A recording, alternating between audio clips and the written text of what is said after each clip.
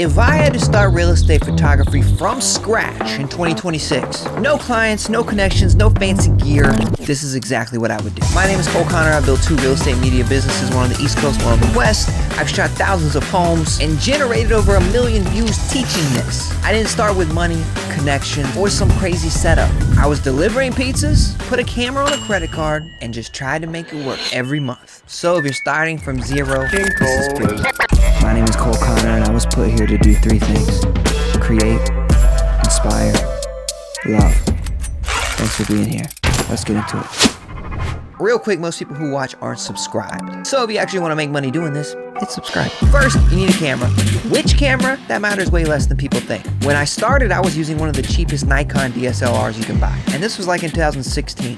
I didn't know what I was doing. I just needed something to start. Eventually, I switched to Sony because I wanted to do photo and video, and the Sony a7S series had a great reputation. Now, I use the Sony a7 III, mostly for photo, and then I use the Sony a7S III, mostly for video. But you don't need that. That can add up quick. I recommend using full frame options. Just Google the different types of full frame options. You can use the Sony a7 series, the Canon EOS R, the Nikon D750 or Z6. I'm not even familiar with those, but they're full frame options. They'll get the job done. I've seen people with cameras very similar to this or the exact ones build 6-figure businesses quickly. And there's also people who have way more expensive gear and they don't go anywhere. What does matter a lot is your lens. You need a wide angle lens for real estate. If you're on a full frame like I am, I use the 12 to 24. I use the Sony. You can also get the cheaper version, which is like the Sigma 10 to 20 millimeter lens. That's wide. Get you those wide shots. And then it even allows you to zoom in when you need to zoom in. If you're on a crop sensor, that literally crops the sensor. So a 12 millimeter is gonna look closer to a 16 millimeter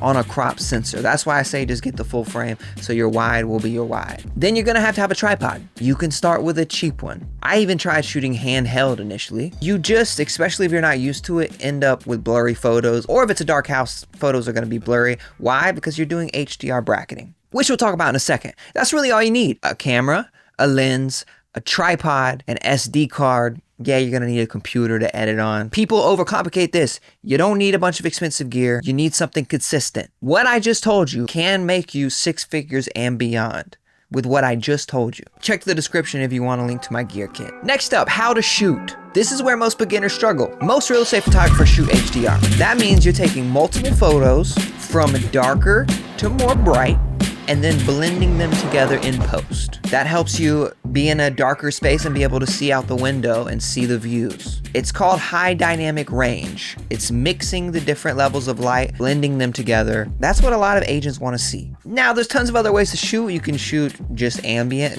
which is just how it is, flambient, incorporating a flash, or flash in general.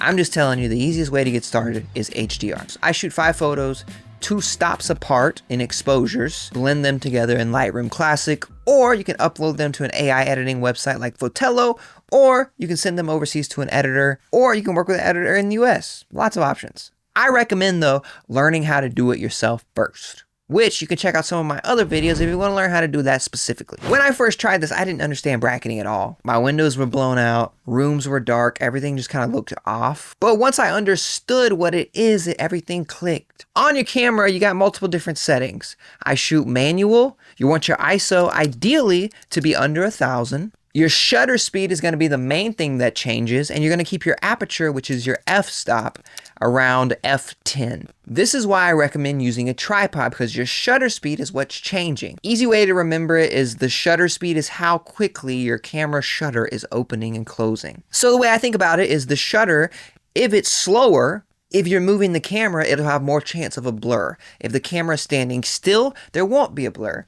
When you're taking multiple exposure stop photos, trying to keep it as simple as possible. When you're taking a darker photo and a brighter photo, if you're in a dark room, the brighter photo is going to take much longer. So if you try to do it handheld, it might take 3 seconds to take that photo. Can you hold the camera extremely still with no movement for 3 seconds? Probably not. That's why I use a tripod. Aperture is ultimately your depth of field.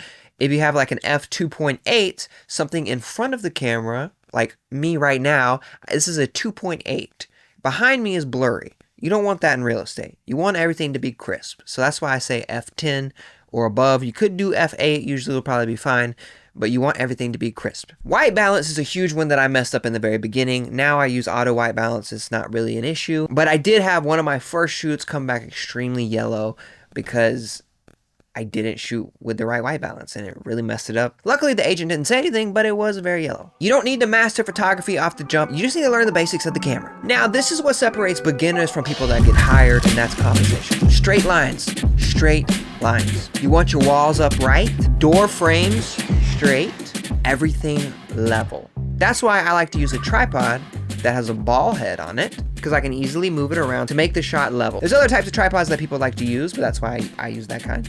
I think a lot of times people's photos just feel off when they don't understand composition. And I think it is, the more you do it, the more you understand it, and the more you try different things and you really figure out what looks good. Like, for example, a lot of people early on, you take angled photos, and I still do because real estate listings, you're gonna have to take some angled photos. But really straight on shots are so much more artistic. They're more magazine style. But the biggest thing is your verticals and your horizontals. The best way I can explain this is your verticals, you want the walls, the straight up and down lines to be parallel to the screen on the camera.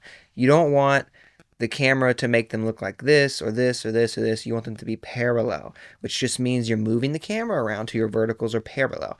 Horizontals, same concept. The horizontal parts of the screen, or when you're looking inside the camera, you want them to be parallel when you're taking straight on shots. This isn't gonna matter if you're taking a slanted shot of a room, but horizontals matter when you're doing straight on.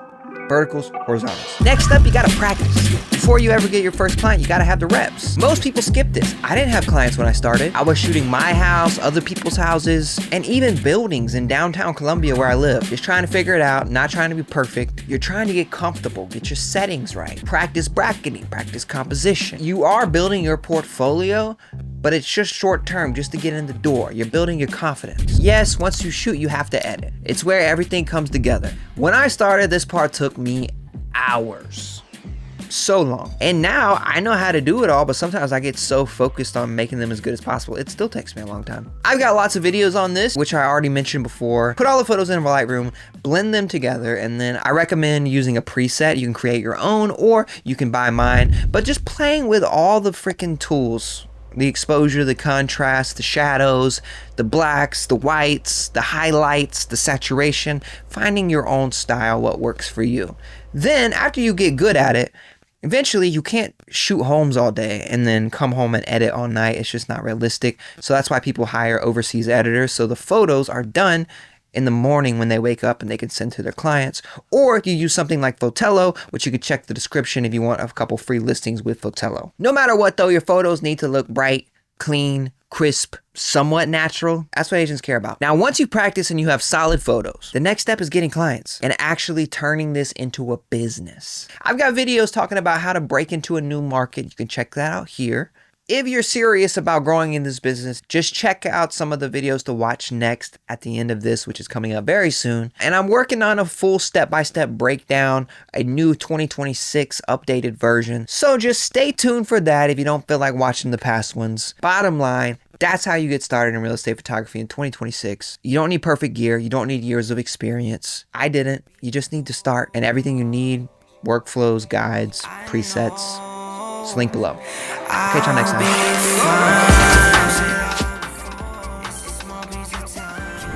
Hi there. Thanks for watching. If you really liked it, maybe you'll like some of these too.